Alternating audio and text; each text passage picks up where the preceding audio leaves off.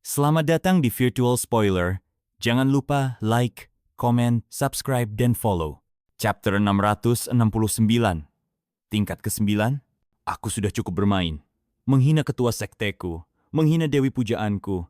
Kau sudah melakukan dosa yang pantas dihukum mati. Serahkan nyawamu. Xiao Jingming menghunus pedang besar, mengangkatnya tinggi-tinggi, lalu menebaskannya dengan penuh amarah.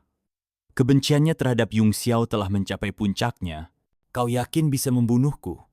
Kau sudah menahan 2 seranganku, dan kekuatan jiwamu hampir setara denganku. Dengan hanya mengandalkan kebencian dan amarah, apa hakmu mengklaim kemenangan? Yung Xiao mencibir. Tanpa mengubah wujudnya, dia menatap pedang yang mengarah kepadanya dengan pandangan tenang. Tiba-tiba, kepalan tangan kanannya membesar dan menghantamkan pukulan ke arah pedang. Pertarungan ini bukan lagi soal trik atau penyamaran. Ini adalah adu kekuatan jiwa secara langsung. Semua yang terjadi sebelumnya hanyalah serangan kejutan untuk menutupi celah perbedaan kekuatan antara mereka. Boom, boom, boom.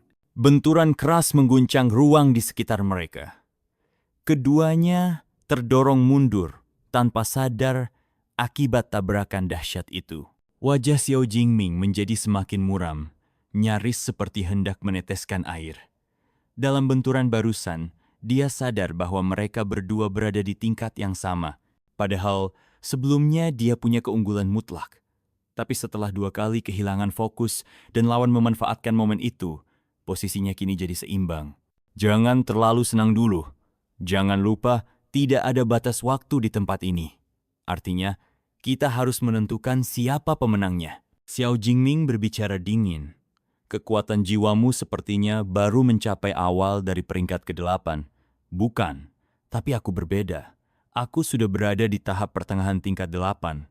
Kau tahu apa artinya ini? Yung Xiao kembali ke wujud aslinya. Senyum tipis terukir di wajahnya, tanpa berkata apapun.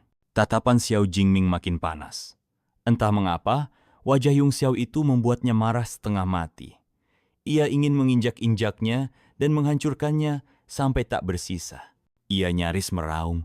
Itu berarti kecepatan pemulihanku jauh lebih cepat darimu. Kau tidak bisa berbuat apa-apa sekarang. Semakin lama waktu berjalan, triknya akan jadi sia-sia.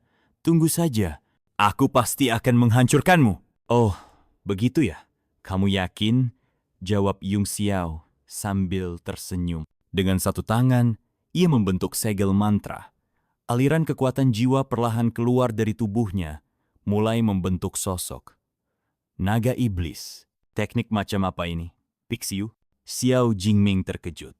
Kau pikir bisa menang karena bertarung 2 lawan 1 hanya dengan 1 klon. Betapa naifnya.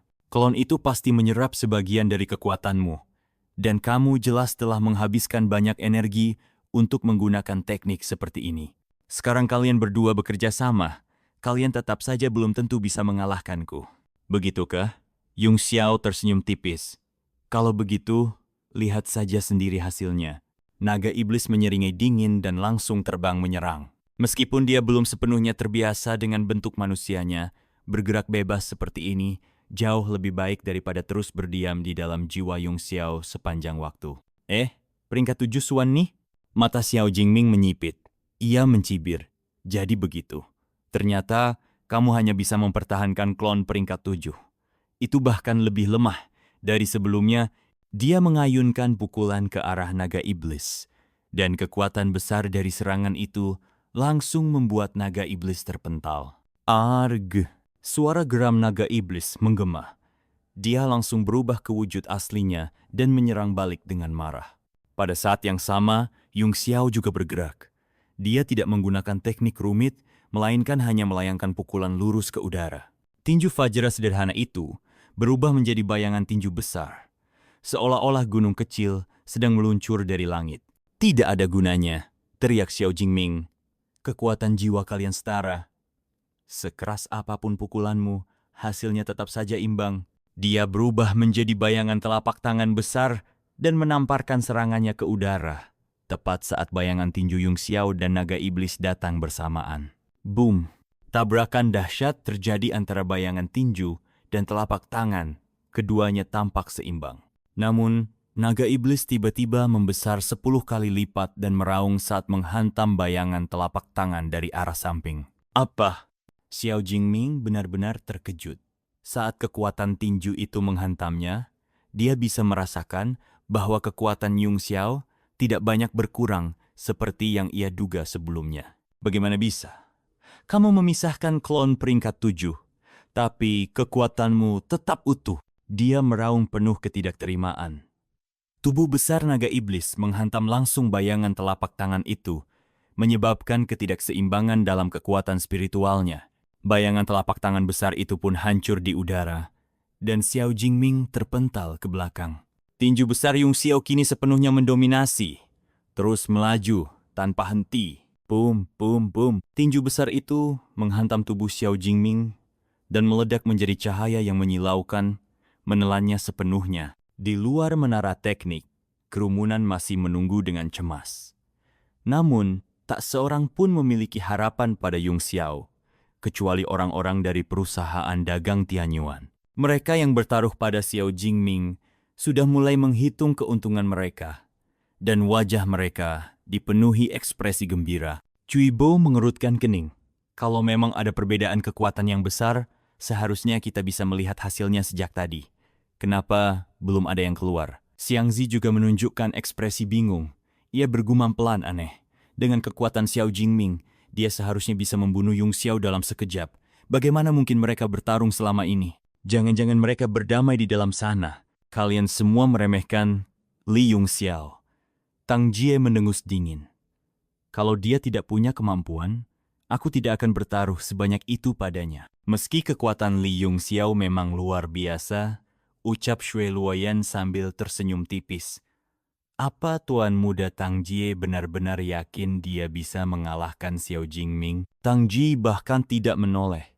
Dengan suara tegas ia menjawab, tentu saja. Meskipun ia sangat ingin Yung Xiao hancur lebur, Tang Jie tetap tidak bisa memungkiri kehebatan lawannya. Mengakui kekuatan musuh adalah bentuk penghormatan, baik untuk lawan maupun untuk dirinya sendiri. Wajah Shui Luoyan sedikit berubah. Dia mendengus dingin. Tentu saja, aku rasa dia hanya berharap Yung Xiao punya tulang sekeras baja, jadi bisa bertahan lebih lama di dalam. Aku sangat penasaran seperti apa wajahnya saat keluar nanti. Apakah dia akan penuh luka atau justru kehilangan akal? Maaf Kakak Shui, sepertinya kamu tidak akan sempat melihatnya. Suara Ding Linger terdengar penuh kegembiraan yang sulit disembunyikan. Wajahnya dipenuhi senyum bahagia saat ia menatap ke arah menara seni. Hati Shui Luoyan mencelos. Ia segera memalingkan pandangan ke menara. Orang-orang lain juga serempak menengadah. Sinar cahaya tiba-tiba keluar dari pagoda seni dan berubah menjadi sosok yang jatuh ke tanah. Sosok itu bahkan tidak bisa berdiri dengan benar. Begitu tubuhnya menyentuh tanah, ia memuntahkan darah dalam jumlah besar dan langsung pingsan. Xiao Jingming, Shui Luoyan menjerit keras. Suaranya terdengar penuh keterkejutan dan rasa tidak percaya. Jeritannya menggema tinggi menembus langit, membuat telinga semua orang terasa ngilu. Begitu suara itu terdengar, semua orang langsung sadar. Hasil yang luar biasa telah muncul. Tubuh Xiang Zi ikut bergetar. Ia berteriak, "Kamu kalah, Xiao Jingming kalah. Tidak mungkin. Apa yang terjadi di dalam? Bagaimana Yung Xiao bisa menang? Ini tidak masuk akal." Ia melompat dari tempat duduknya dan menatap orang yang tergeletak di tanah dengan mata lebar, seolah takut telah salah lihat. Namun kenyataan yang dingin tak bisa disangkal. Sosok yang tak sadarkan diri di tanah itu memang Xiao Jingming. Tubuhnya dipenuhi luka, dan kekuatan jiwanya tampak sangat rusak. Xiang Zi hanya bisa berdiri membeku, tatapannya kosong, benar-benar tidak percaya. Hahaha, ini luar biasa, terlalu memuaskan. Hahaha, batu vitalitas. Banyak batu vitalitas. Kaisar Muda Haolian tertawa terbahak-bahak. Cui Bo, cepat umumkan hasilnya. Mo Xiaochuan, Ding Linger, dan Luo Yunshang yang sejak tadi diam, kini menunjukkan senyum penuh makna. Di momen ini, mereka seperti menyadari sesuatu yang aneh. Bukankah ini seperti menipu? Mereka telah membuat seorang penghancur kelas atas bertarung melawan para junior demi peringkat. Jelas, itu tidak adil. Orang-orang dari serikat pedagang saling bertatapan. Wajah Sudan He tampak pucat, dan matanya kosong seperti kehilangan semangat. Para pemimpin serikat pedagang lainnya juga tidak bisa menerima kenyataan ini. Mereka hanya berdiri terpaku, seolah-olah belum bisa mempercayainya. Sepertinya kemenangan Yung Xiao sudah bisa dipastikan, kata Cui Bo sambil mengangguk pelan. Tapi, sebaiknya kita tetap menunggu sampai dia benar-benar keluar. Kecuali mereka yang bertaruh pada kemenangan Yung Xiao, sebagian besar prajurit lain tampak muram. Mereka mengerutkan kening dan terus menatap ke arah menara, menunggu kemunculan Yung Xiao. Aneh, bukankah dia satu-satunya yang tersisa? Kenapa dia belum diteleportasi keluar? Wajah Xiang Zi menunjukkan kebingungan. Semua orang pun tampak heran. Hampir tidak ada informasi tentang lantai 8.